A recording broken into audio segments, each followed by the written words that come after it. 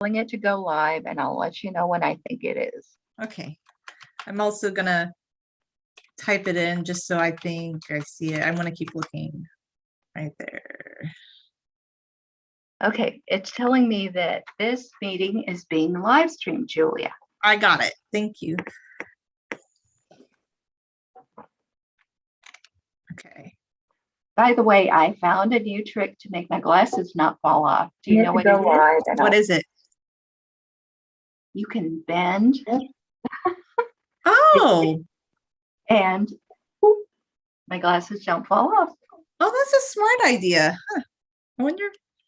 Really good. Just don't break them. You have to do it. I might. Yeah, that's the only thing. Maybe I'll do it later. I don't really Yeah, yeah, but these glasses, when I first got them, they would always slip off. So I wore these other different glasses that were older and didn't slip off.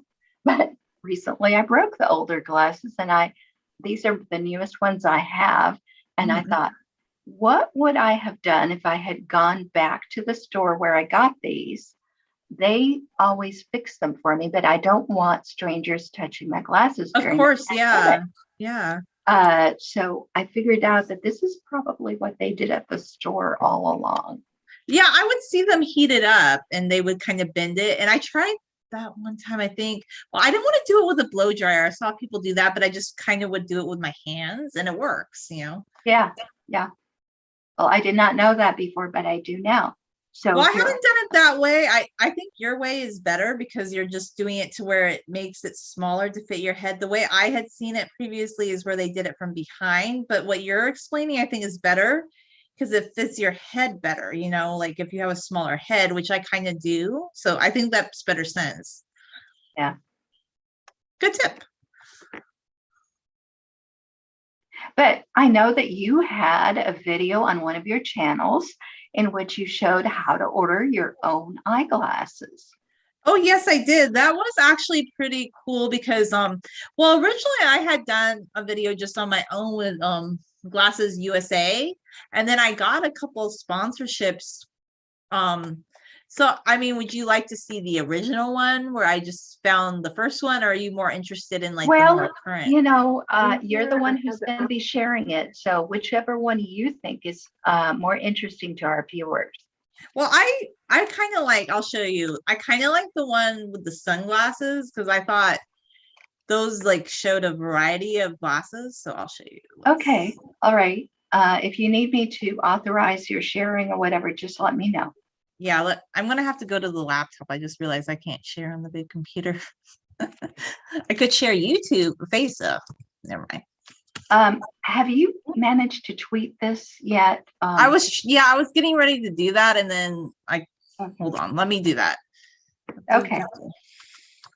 Did you maybe want to share a video first while I was sharing it or anything? Was there anything you wanted to share first? No, I'll let you do this because you know what? It's important to share. It's important for you to share it before we share any other thing. Yes, for sure. Because if nobody's watching, it's not helpful, right? This is so true. I was getting ready.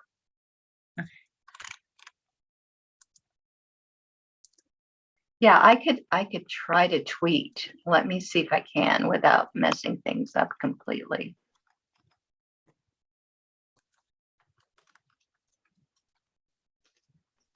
Okay, so here I am, and I'm going to share it on Twitter. Okay, so let me find the video. Okay.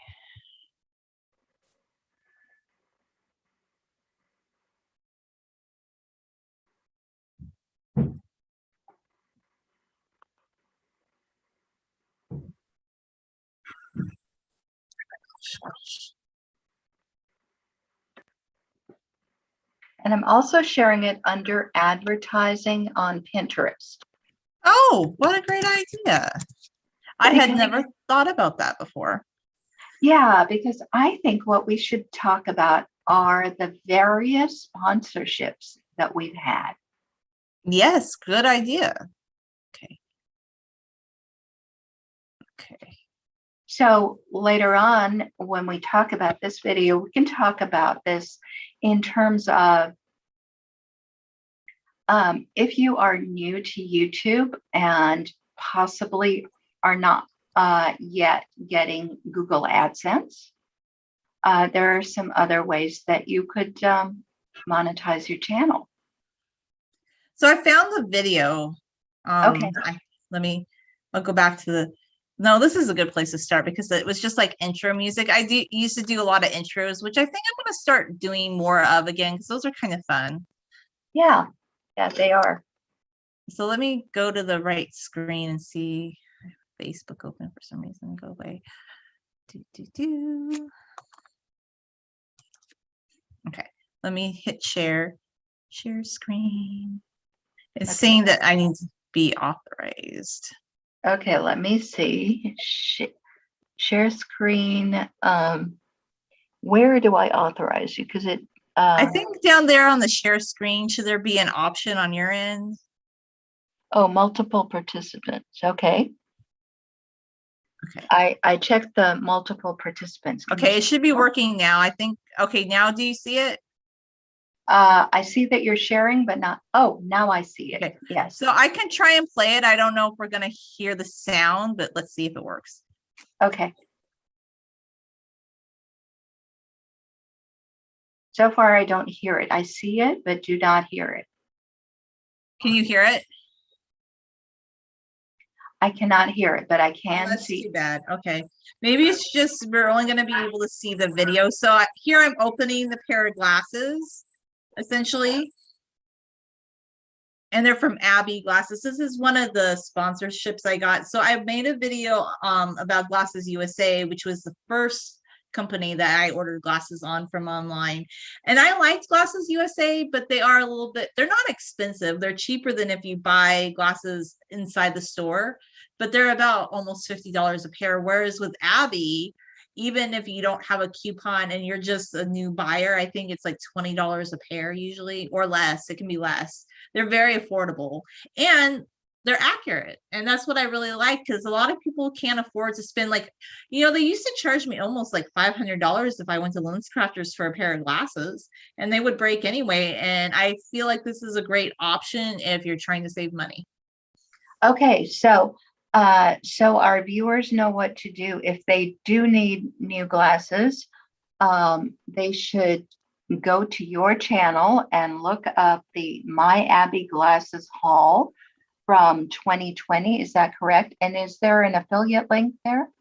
Actually, let's see. I think in the description, if I go down in the description, I do have like an affiliate link where they can purchase the glasses. So yeah, if they're interested, they can definitely do that.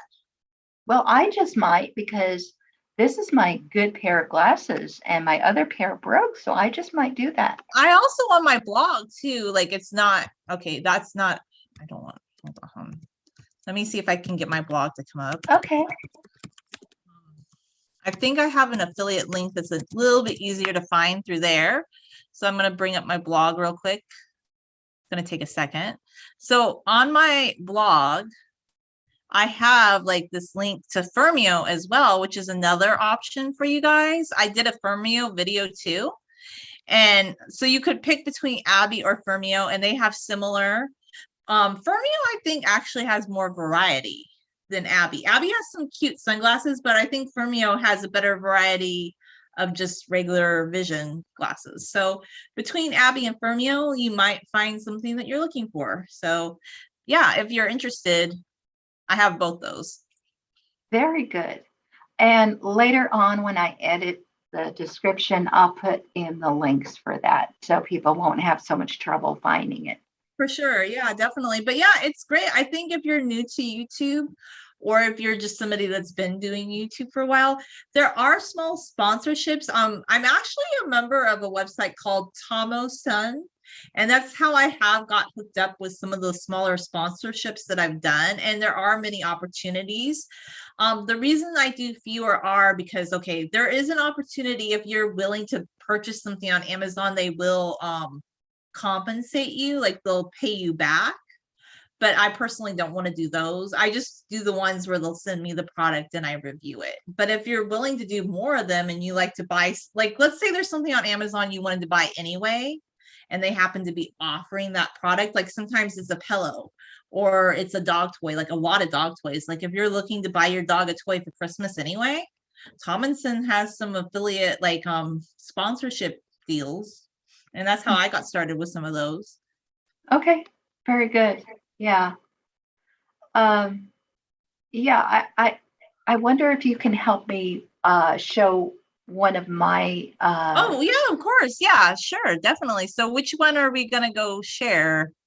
maybe the coldest water. How about that one? Oh, yeah, let me go look for that one. I will bring it on up.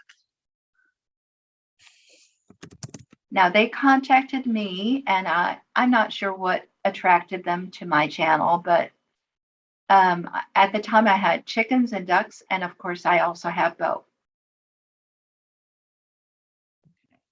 I'm gonna try and skip the ad so we don't watch that and we can get to the beginning of the video. Okay, so let me go into share.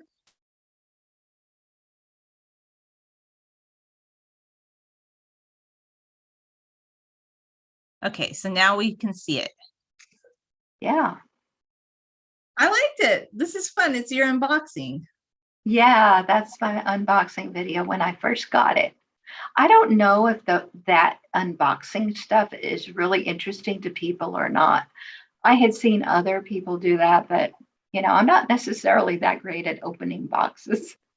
I've done it myself too. I don't really understand it though. Like maybe people, this is my theory behind, I think people like to go window shopping and they don't want to feel guilty for having purchased something. So if they watch unboxings, it's kind of like a virtual version of doing that. They can get the satisfaction of opening a package without ordering the package, maybe. I wonder if that's where that comes from.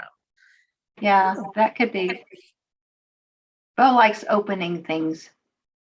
You know what? I feel like if you had a jar that was hard to open, would Bo be willing to open it for you? Oh, yeah. He did that for me once with a pickle jar. Yeah, I was thinking about pickles. Like for some reason, like lately I've been really craving pickles, but I miss my mom's pickles because she always made the best pickles. So I do occasionally buy pickles. It's just nothing ever hits the spot. Yeah, you should get pickles. They're very good for your digestion. Yeah, I might buy some again soon. I just really loved my mom's pickles. So like every time I buy some at the store, they're okay. It's just nothing ever tastes the same as homemade pickles to me. That's all. And those are my chickens and ducks. Oh, they were smaller there, weren't they? Yeah, they were brand new at the time. Oh, that was 2020. Was it cold? Oh, yeah. The water that I had in there was very cold. Now I have a question. If you put sparkling water in there, does it stay carbonated or does it lose its carbonation? It stayed carbonated enough for me. Yeah. It was not super carbonated, but it was good. Oh, those chickens look so young there. I know, they're so sweet and very inquisitive. Yes. I like the view of his eye. Very interesting. Do you want me to go out to share now? Yeah. Now, if there's some other product that you want to show from your channel. Okay. Well, I had one other sponsorship. I've had 3 glasses and a spin brush. It was kind of a funny one. It's interesting though, if you like a spin brush, but I'm just, as full disclosure, I thought it was good for my feet, but honestly, I don't like do like face care. Like to me, my skin cleared up when I stopped washing it all the time. I guess they call it like the caveman face regime. Yeah, you shouldn't do too much with your face. That's what I believe. Yeah, and the reason I started doing that was because years ago my sister told me that was really good for her face. I'm trying to get there, but recently, like, I don't know, everybody's like promoting all this face care, and I think that's what makes people break out. And every time I mention that, I don't know, nobody ever, and I did a few like videos where I talked about my face care because I actually had some people be like, can you do a face care video? So when I did, like nobody was interested. Like, so I was like, okay, that's interesting. They asked me to do it, but then they seemed upset that I talked about it. So Yeah, they always want you to promote some product. If you're not promoting a product, you're not selling anything, they don't really want to hear about it. which is sad because honestly, like I think we should want something that's legitimate. But I'll go to the beginning of this one because oh yeah, it's like the opening. It has the funniest name. Well, I mean, it's a good product if you are in the market to buy a spin brush. But just like I said, I thought it was good for your feet, not to put on my face. But let me go into screen share.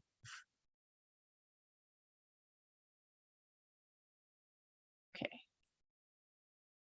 So here we are. I'm opening. It's like a radiant skincare, but okay, just they asked me to give my honest opinion when I made this video.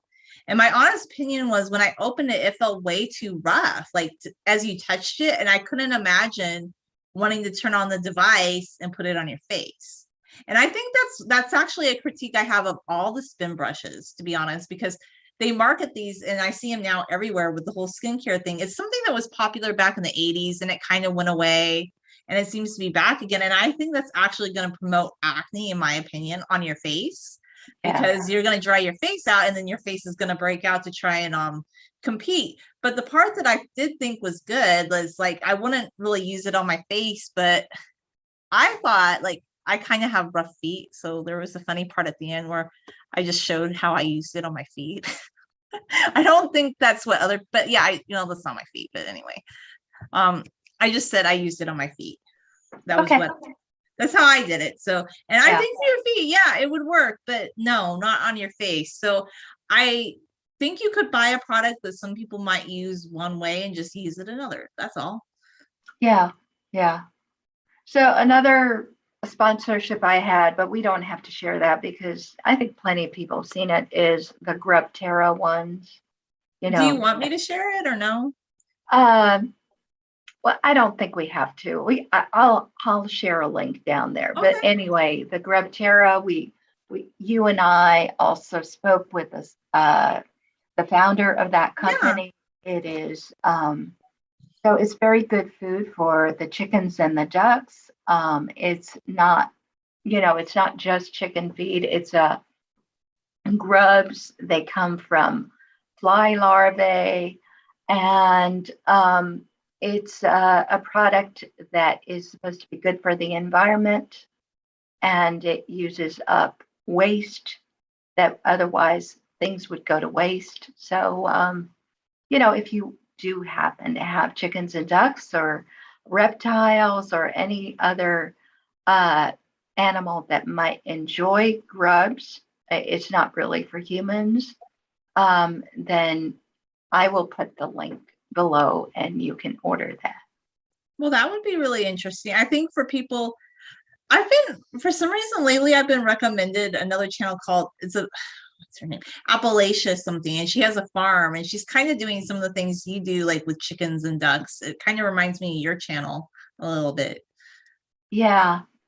Well, my chickens and ducks are doing pretty well now. I started out with 5 chickens and 5 ducks. One of the ducks was killed, but he was already, he had a disability anyway, and a dog came by. One of the chickens died the first year, and mysteriously, we don't know why. But now I still have 4 chickens, 4 ducks. At one point, one of the ducks went lame, and I had to give her antibiotics, and then she got better. And one of the chickens got picked on, and she would sit on me to avoid getting picked on. But you know what? After a few months, her feathers grew back where the duck had been plucking her feathers, and the other chickens accepted her back. And now she doesn't have as many problems, so she's not sitting on me as much. Question about chickens and ducks. Do they want to be with their own subspecies? Like, do the ducks want to stay with the ducks and the chickens more, or do they like to integrate with each other and be like chicken friends? It depends on the situation. Of course, there are some things The ducks like to do, the chickens don't. And swimming is one of those because ducks are amphibians and chickens are not. So Mhm. when it rains and when there are puddles and even it seems like a body of water, obviously the ducks all go in the water and the chickens do not. Mhm. But there are other times where you will see one chicken and one duck sitting together and they're friends. Um, and Drake the duck is attracted to all of them. He thinks Aw. they're all his girlfriends. Oh, So, that's cute. yeah. So, I hope that answers the question because it's not a straightforward one. No, no, But I totally understand. I guess I've just always been curious about that because I wondered how they interact. I kind of see what they do on video, but it's such a small clip that I don't really know. So thank you for answering that. yeah, I would make larger videos if I could, if I thought people were actually interested. But my experience is that I get dinged if I go in any direction that's different from my viral video on my main channel. I kind of see that as being something that is a YouTube issue, to be honest, because I don't think it's people in general that feel that way. I think it's just the way that YouTube is set up, to be honest, which I find to be a disappointment because it didn't always used to be that way on the platform. It used to just be, oh, here's a video. If it does well, it will get views. If it's not really interesting to people, they won't watch it. That's how it used to be. Right. And different groups of people do find different things interesting. So I would have one video that went really well with mothers who had children in elementary school. And I'd have another video that was for guys who like chimpanzees, and Yeah. there was no problem. There was no conflict. And there shouldn't be a conflict. Here's another thing I just feel like, okay, it could be hub pages, it could be YouTube. People are not niche. Like, we don't just have one small little interest. That's boring. And they always said that you would be more interesting to have a variety interest and talk about that. I don't understand why social media wants to promote an idea that we have to be so niche all the time. Like, if we're a Yeah. channel about us, it should be about us and everything that we're interested in, not just this one niche that they believe that we should be limited to just because one video happens to have more views than others. But that's my take on it. Yeah. So let me share with you about these nails. I'm almost afraid to show my hands because my hands are not the appropriate kind of hands for somebody who receives nails. So these people contacted me and asked me if I would be willing to receive a sponsorship for their nails. And that also includes a link to sell the nails. And they told me, pick out 6 different kinds of nails. They're Mhm. very nice. They said they wanted me to be happy with them. So I picked out some different kinds. I think that my daughter would like this because they're pink. That's I don't know. nice. Did Yeah. you see that? Yeah, they look like a light pink. Very pretty. Yeah. And I thought, well, if I had to have nails on, I like red, dark Red. red. Yeah, it looks good with your skin tone. I think red. Yeah. Um, I can tell you a story about me and nails and why it is that I don't usually do my nails. Mhm. When I was a little girl, I was like 4 years old, and I had a boyfriend who was a year older than me. And and actually, he was the son of my preschool teacher. And later, her daughter became my friend, and he was not my friend anymore. But anyway, when I was 4 years old, I was interested in polishing my nails. I mean, I wanted to try everything. I wanted to be a housewife. I wanted to be a writer. I wanted to be a teacher. I wanted to do everything. But I also thought it would be neat to have red nails. Um, and my father wasn't really supportive of that, but he didn't want to tell me not to do it. He didn't want to say no. So he got me this red nail polish and he said I could use it. Well, so I put on the nail polish and then I ran off to play with my boyfriend in the sandbox. And Oh I no. got sand all over the nail. So then I decided, and we were playing house, and I was supposed to be the housewife, and I was supposed to be making cakes or something, cooking in the sandbox. That's funny. And so I decided you couldn't be both a housewife and a woman with polished nails. And that kind of stuck with me. That's cute. I like it. But it's kind of true too, because think about it. If you're doing a lot of like work around your house, like nail polish is going to come off. Like the few times I've polished my nails, even if they're dry, it comes off easily. Right. So I don't know. I'm not really into acrylic nails, but I love these designs. I wanted to have this for Halloween. I would have actually tried it on, but they told me they couldn't get it to me in time. They made the offer. I mean, I love the look of polished nails. Another thing I don't like about it though would be the acetone that you had to use to take it. Oh gosh, it smells, and you'd have to go outside. And I hated all the work, the smell, and having to go outside. That's another thing that deters me from wanting to polish my nails. I don't mind that smell so much because my father was an aficionado of airplanes, and he had airplane models that he would put together, and they had that smell too. I don't know what it is about it. Okay, like the gasoline, that smell doesn't bother me, but something about acetone, like I would just start feeling nauseous and I couldn't do it inside. And I think another reason too is because I got chastised like one time for doing it inside, and people were like, that smells horrible, go outside. So I just always associated doing nails with like inconvenience, and I didn't want to inconvenience myself. Yeah, well, I have a chimpanzee, I have chickens, I have Yeah. ducks. So it's not that I have any ideology against being a girly girl. No, And I think it's great. I just don't want to pay to go get them done. yeah, I get why people do it. I would feel like if I have done my nails before, but I know there's ways you can do your nails where it lasts longer. So I just don't do it too often. I guess that's just what I'm trying to say. yeah, I don't either. And I think I will get some help from my daughter to, She knows what she's doing. She's very smart. That's cool with the yeah, nails. but I thought these were so neat because they're just in time for Squid Game. Oh, that's awesome. And Squid Game is a big thing right now. Yeah.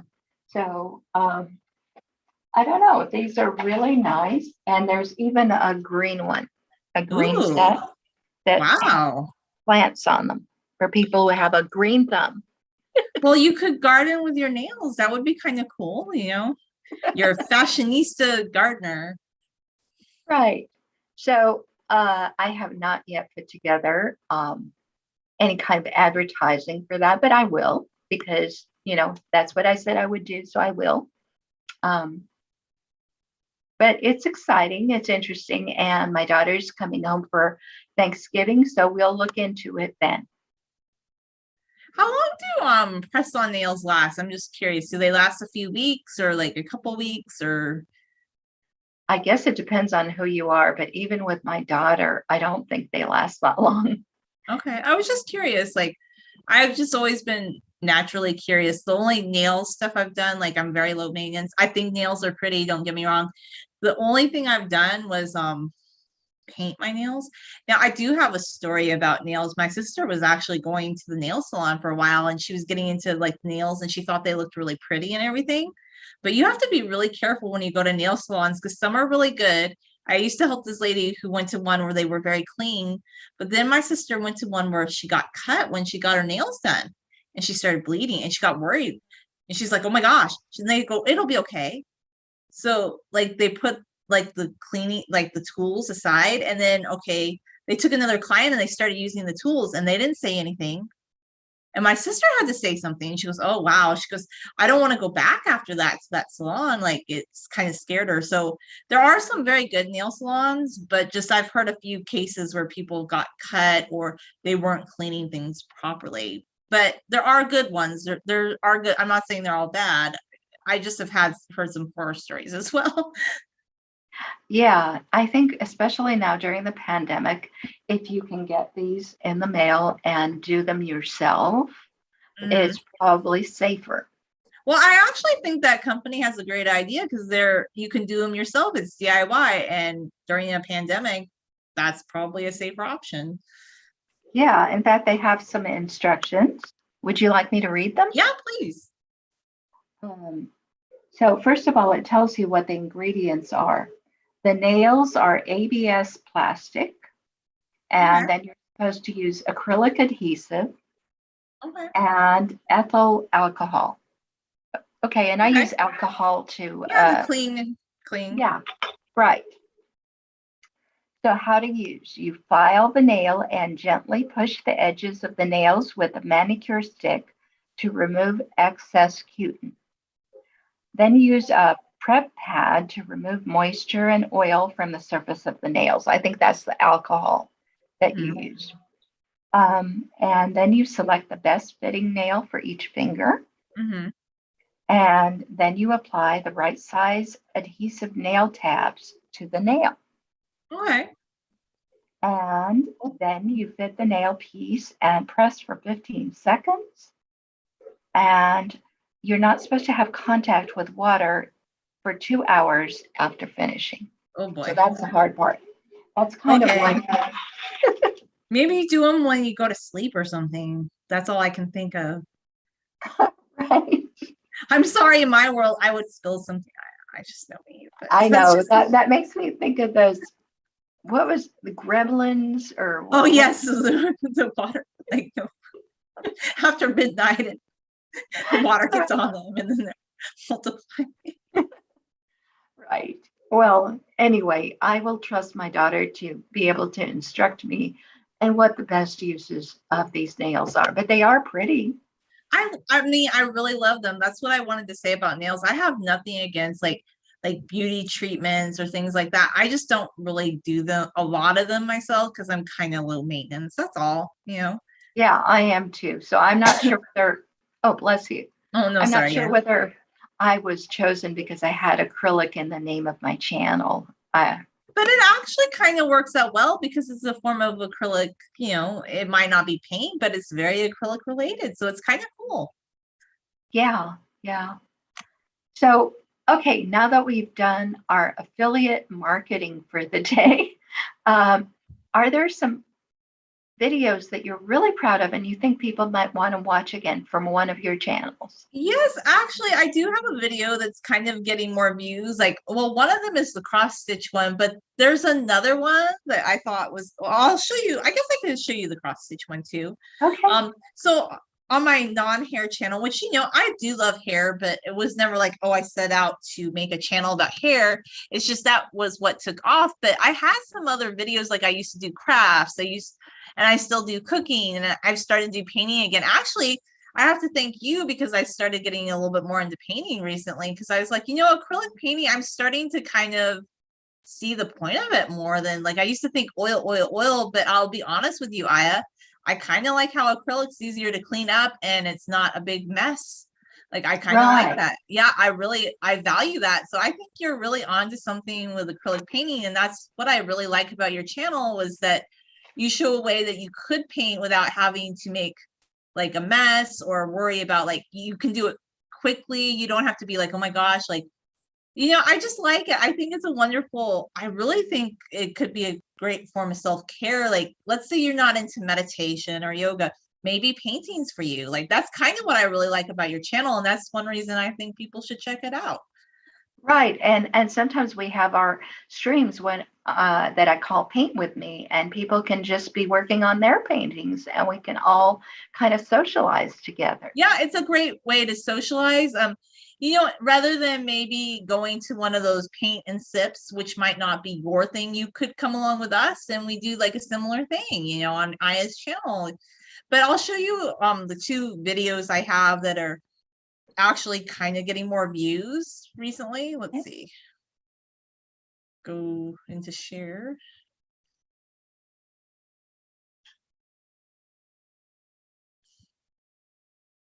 So I made an acrylic cross stitch heart back in 2014 with yarn, and it's just a big plastic canvas mesh. I made like various things out of it in the past. I've made a Kleenex cozy. I've made coasters. I made magnets. Like I actually, in all of my videos in my fridge, you can see like several kitchen magnets I just made out of this Oh, material. wow. So I guess one thing I could say about this video, I did make it back. Okay, I made it back in 2014. What I was trying to do was show you, because people said in my first video, I didn't show how to put it through the hole, but I thought for 2014, for that time period in the camera I had, I thought I did a pretty good job because, Oh, you did. yeah, you have to remember back then, you didn't have cameras with the big viewfinder unless you had like a camcorder or something. So for me, like I was trying really hard here. I just can kind of see it got cut off a little bit. But basically what I'm showing is it's a very easy craft. Like pretty much anybody can do it. Like you, even a kid can do it with a plastic needle, and it's not like dangerous. It really isn't. Like if you use a plastic needle, it's pretty safe. I use a metal needle. So that's one video I have. It has 87,857 views, which for this channel Oh, is that's pretty very good. good. That's Yep. really good.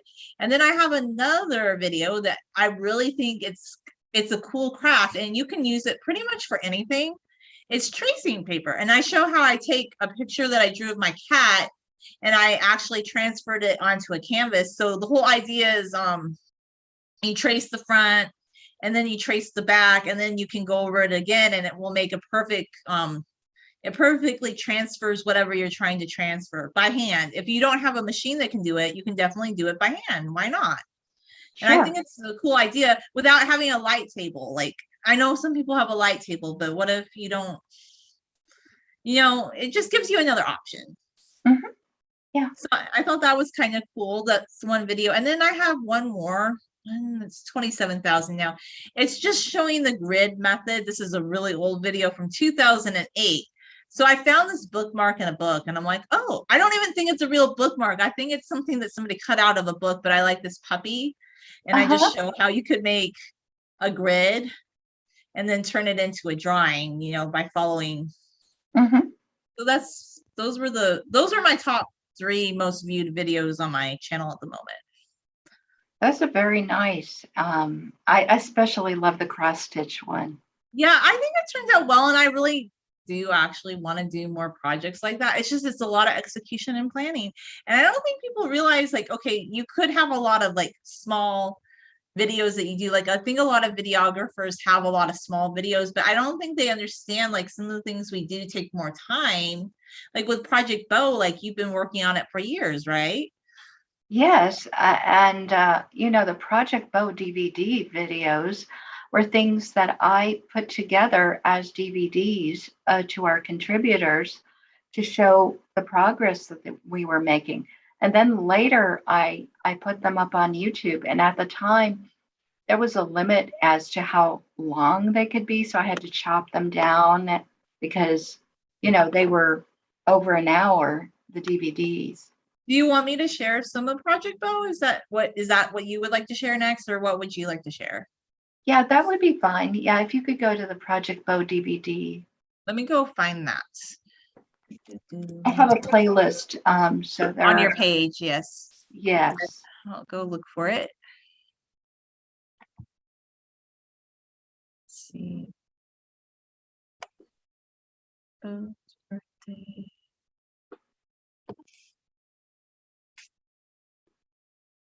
Okay, I see it.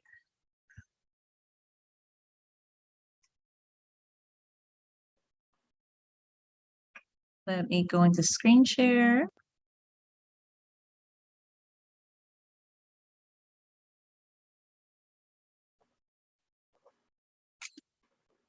Yeah, so that was a very long time ago. And you can see my daughter. She's the one in the red shirt and blue pants.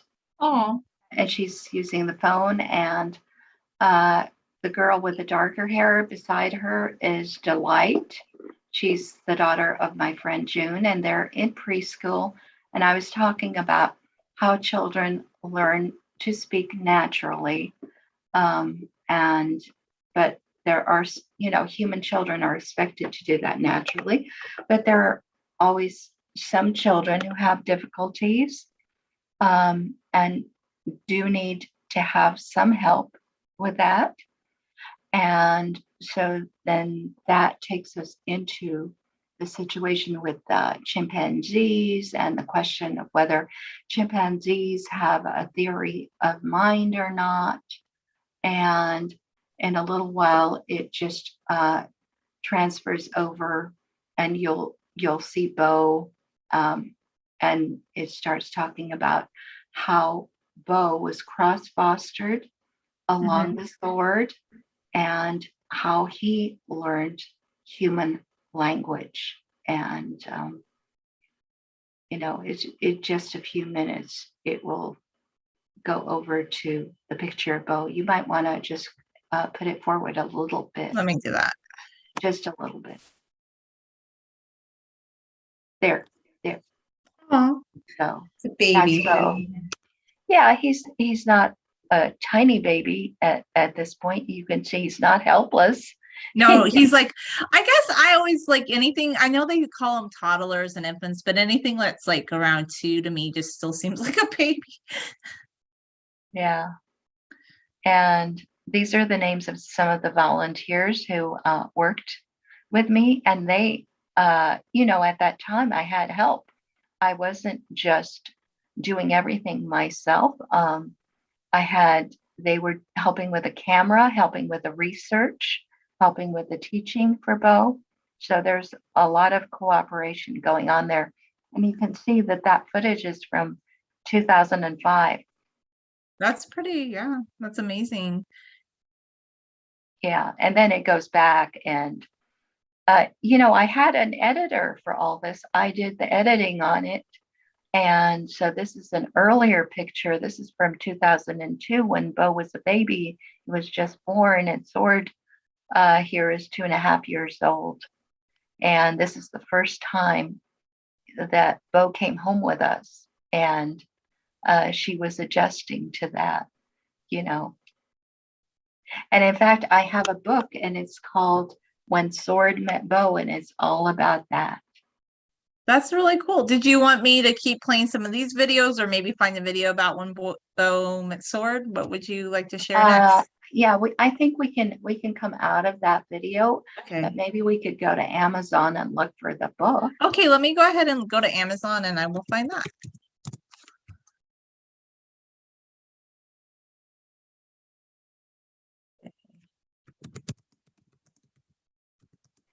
So yeah, when I started painting in acrylics, I had no idea that you don't need a canvas. And only this year did I discover that I can actually paint in my sketchbook.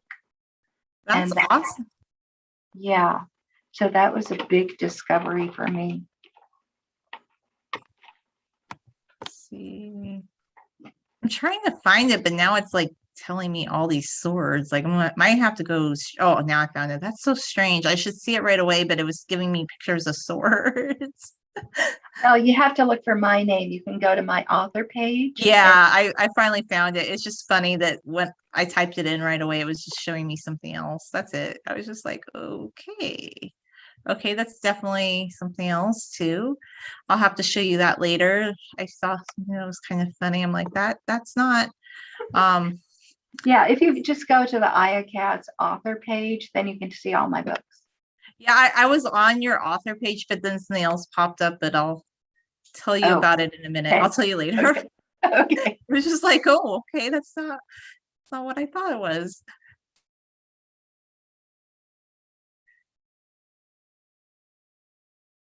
Okay.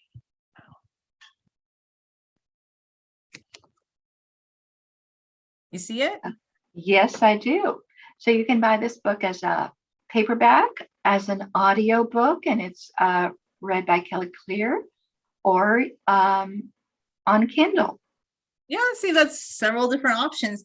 I did Kindle books before, but honestly, I'm just not a big fan of the electronic format, but I know a lot of people really love their Kindle, so that's great. You have it. And one thing is I did sign up for Audible again because I was listening to the Rose Code, which I ended up really despising, but I guess I have an audio book credit with Audible. So if you sign up for their membership, you get 1 free credit every month to listen to a book.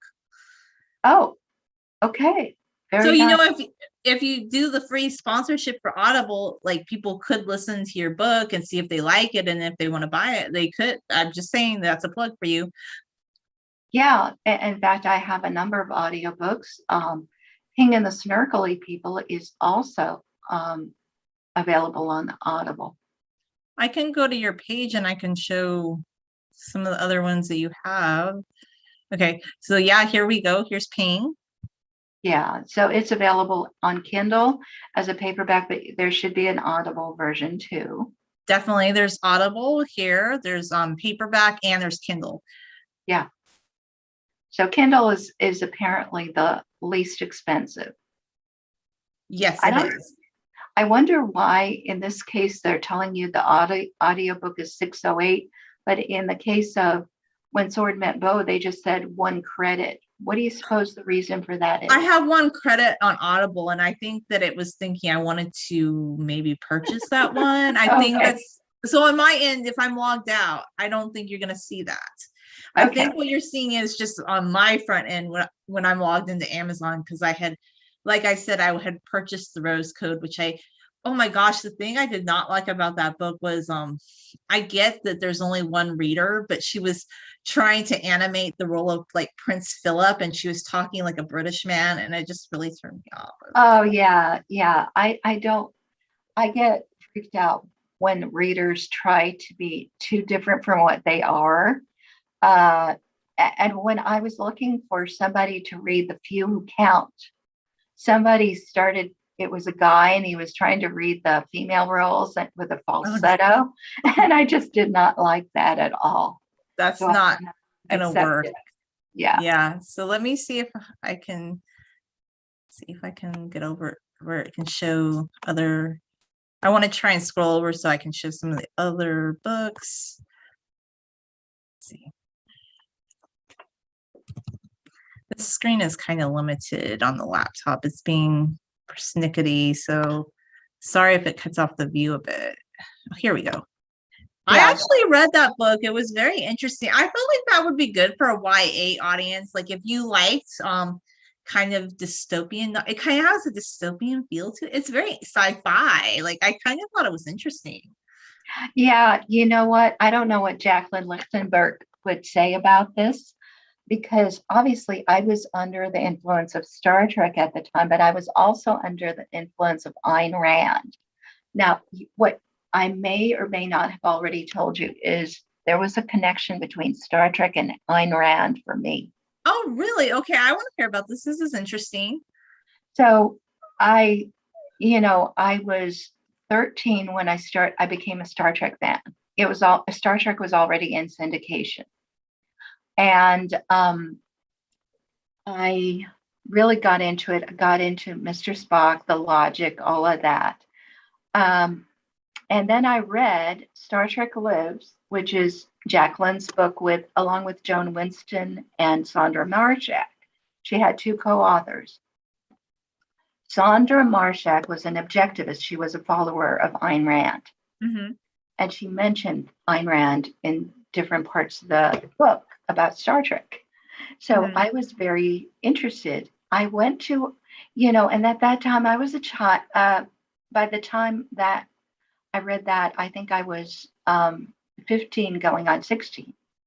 And I went to a used bookstore. I didn't have a lot of money or anything.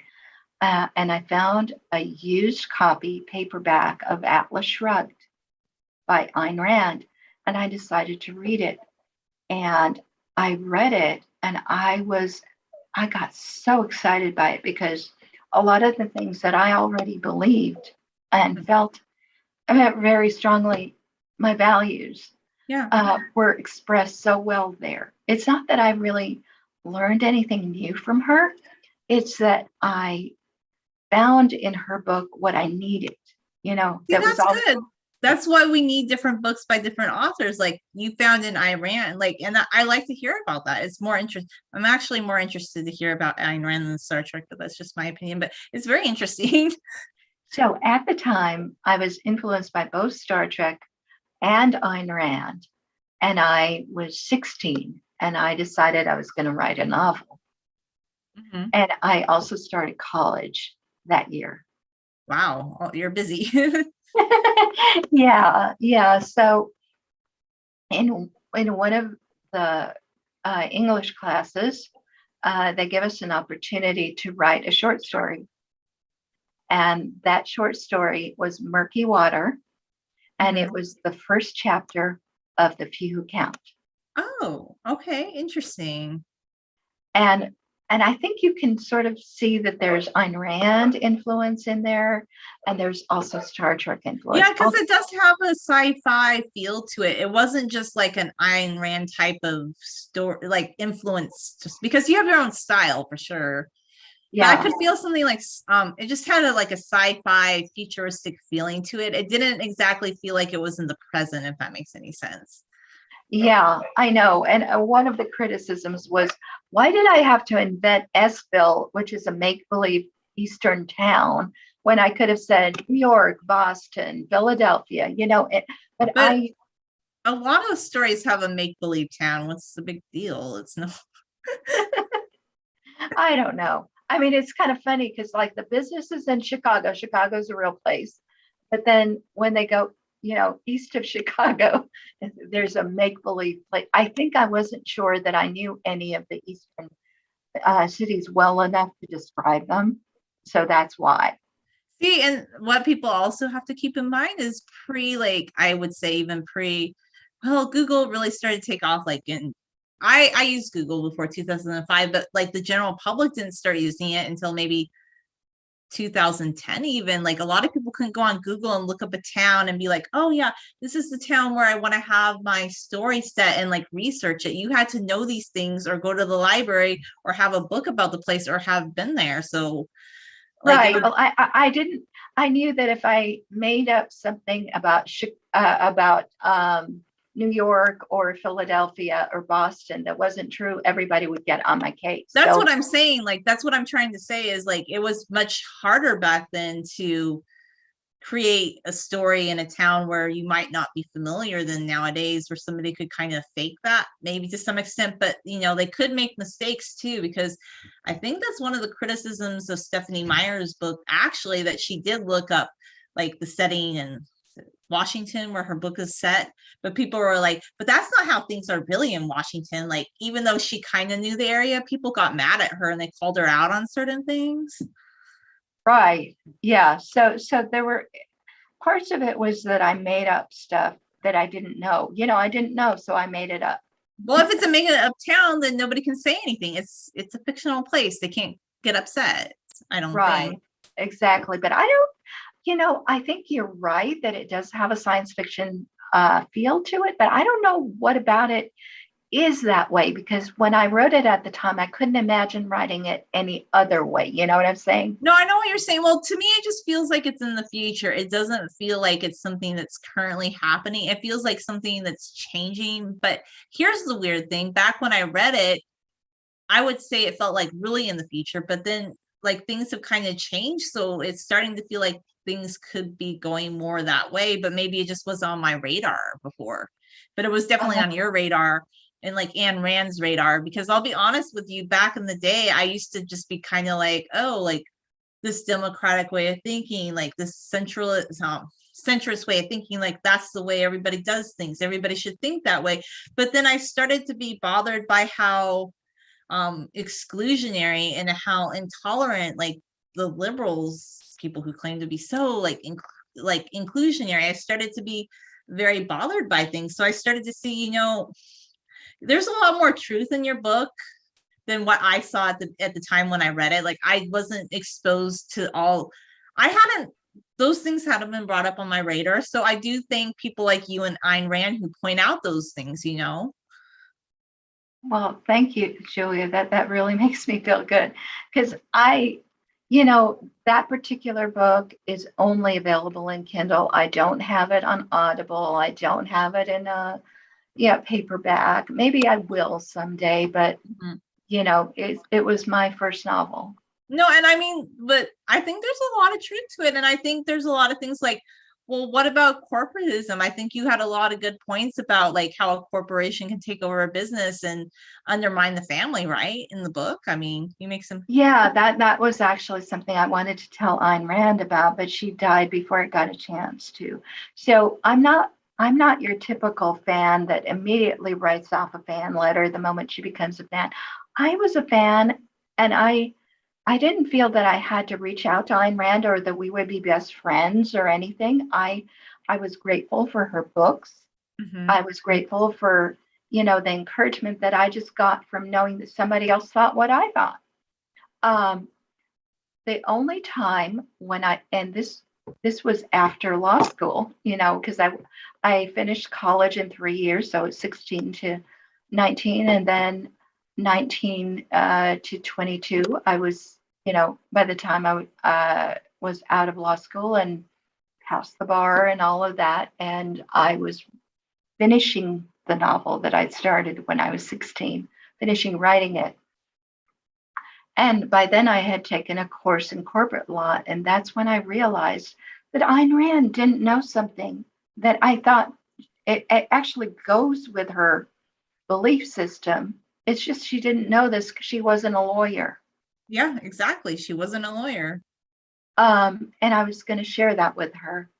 And I wrote her a letter, and it was just because I thought I had something to say that would help her, not because I was asking her to help me or, because I thought we could be best friends. But by then she had passed away. But the interesting thing is you can still appreciate that some of her writings did influence some of your thoughts, and maybe you could inform her or other people who follow her on an issue that they might not know about, right? Like it's interconnected. Like you always like to say that and point that out, right? Yeah, but the thing is, I can't influence anybody. If I reach out to an objectivist, um, they generally they swallow everything that they are told, not just by her, but by her heirs. And it's Oh, almost like, the Christian faith where there are the Christian fathers yes. and then there's the Pope and then there's Hmm. Gosh, this is why all the political parties are so flawed because they're almost like a religion, honestly, or groups. I'm sorry. right. So, if you are a Christian, you might have an idea that you thought you could share with Jesus, but you can't share it with whoever is in charge of a particular church right now, because Yeah. it's kind of like that. I have No, tried.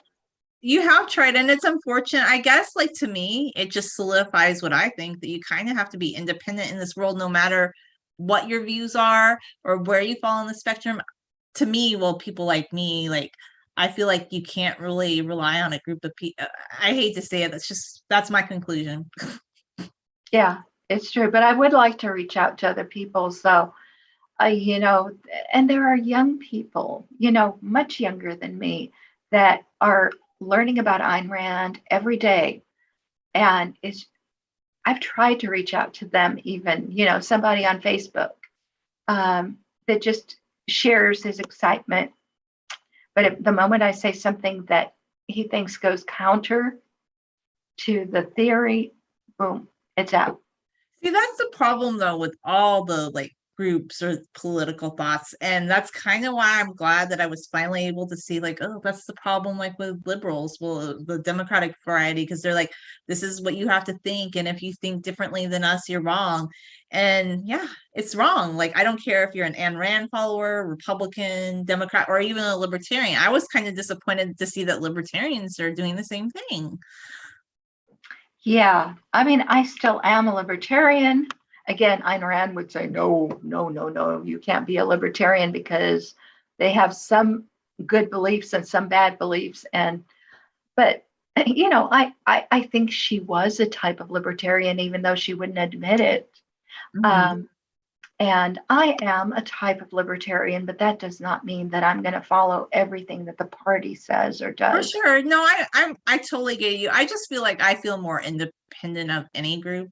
But you have like a lot of thoughts that I think you should definitely share with people. I definitely think you can, but I think you do it as Aya Katz, maybe not targeting one group of political thought that can't get past like something that an era of although Ayn Rand I think would have listened to you, but for some reason the errors seem all like very stuck on a certain way of thinking. That's interesting. Well, she was sort of prickly too. So I can imagine the first time I would try to tell her this, she would go, no, no, no, no, no, it's not like this. And you're not being rational or whatever. But I think that if she didn't throw me out of the room, I could explain it to her. Yeah, you might be able to at least like have a dialogue with her. Whereas right now, well, you know what? You just keep sharing it and you do it through your writing, which you always have. So, and people can check out your books. They can read your book. They can read The Few Who Count, where you definitely share a lot of ideas you have in that one. I think that would be a good place for a lot of young people to start. Good Christmas gift if you like sci-fi type novels. Thank you. Thank you. I would love also for anybody who wants to buy Vacuum County. It's probably my best written novel.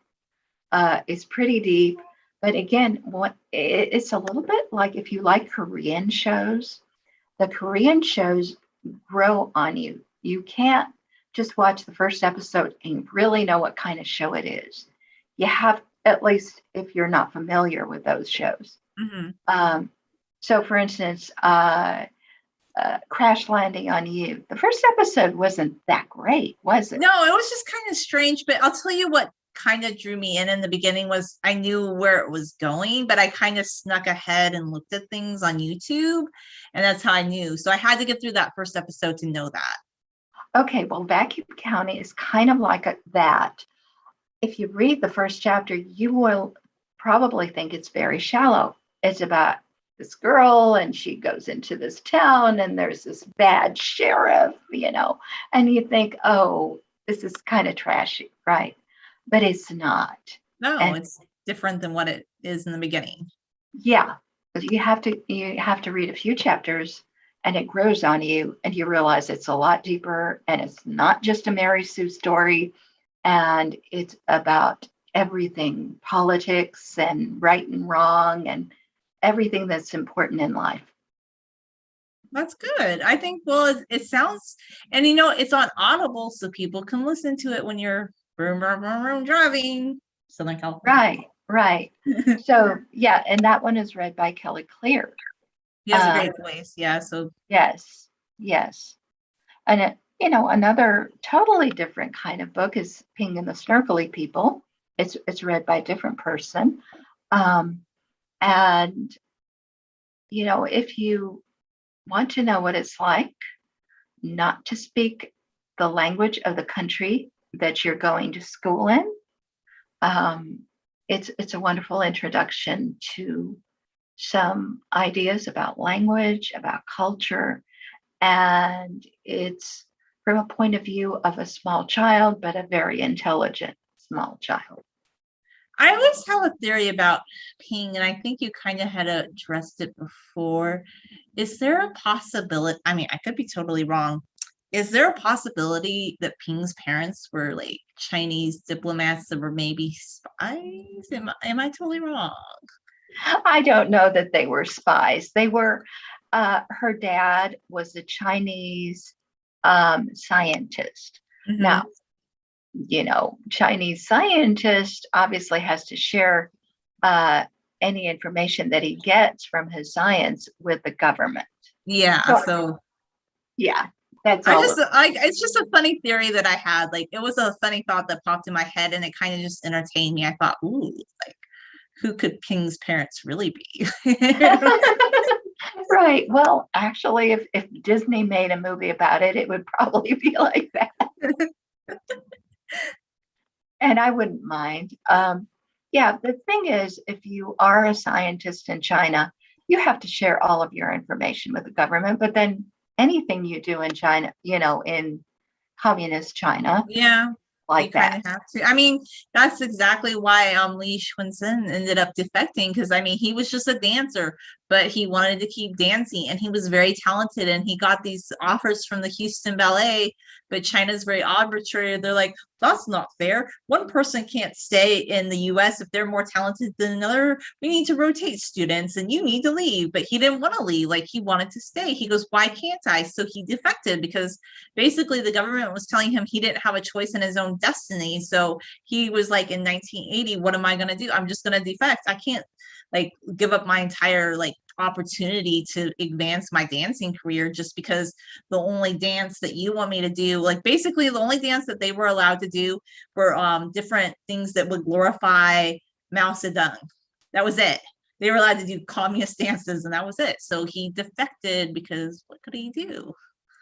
Right. Yeah.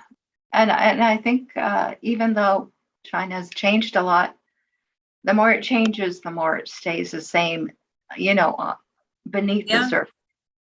Yeah, I think that's so true. I mean, it really is, for sure. Yeah. So do we have any comments at this point? Let me go look and see, actually. I'm going to go check right now. Let's see. I don't see anybody in chat, but were there any other videos that you wanted to share before we like ended? Well, I don't know. I mean, did you have any? I just have those three that I kind of am excited that are getting more views. And what I really liked about those three videos is, even though my hair channel, which I don't hate, I like it, but they actually have more views than the second highest viewed video on that channel, because it's really just the viral video that carries that channel. So to me, like, it kind of makes me feel a little bit more consolation about that's actually why, if you've noticed, I've become more active again. And I think I probably should have remained more active on that channel. But I'll tell you what happened was, in 2018, I just was beginning to see more growth. Going into 2019, where it skyrocketed, that was the only reason I kept on with the hair channel. But I decided recently, well, since traffic's been down all around, I'm just trying to post more to my old channel again. And I'm just really happy to see that some of the things I've done that were more creative are beginning to get more views. Yeah. Well, what I would like, part of what I would like to see do better on my channel is I have a whole playlist of debt collector songs. So do you want me to share any of them, or? I don't think it would help very much because we wouldn't be able to hear them. Yeah, that's true. But you could link to it later and people can Yeah, watch those. I can link it down below. But one of the wonderful things that happened on Hub Pages was that I had a number of collaborations. You're one of the people I collaborated with, but another one was Daniel Carter, and he's a composer. And so I had a play, The Debt Collector, and it was intended to be a musical, but it didn't have any music because I'm not a composer. And he composed music for all the songs. And we are still waiting for someone to put on that show. Well, I would really like to see, I think that would be fun. It would be a lot of fun to see some of those songs come to life, like as a play. I would like to see that. Yeah, I would too. And you know what?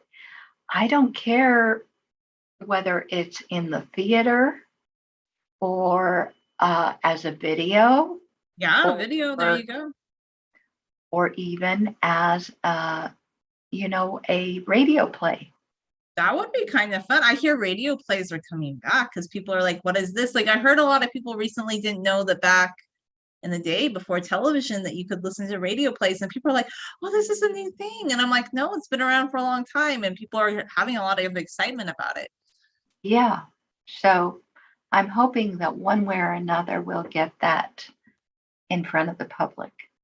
Great. Well, that sounds wonderful. And that's a wonderful note, I think, for us to end on. Like, you should definitely check out the Debt Collectors playlist on Eyeglasses channel. Okay. Well, Julia, it's been great talking to you, and we'll do this again sometime. Wonderful. Have a great day, Aya. You too. Bye-bye.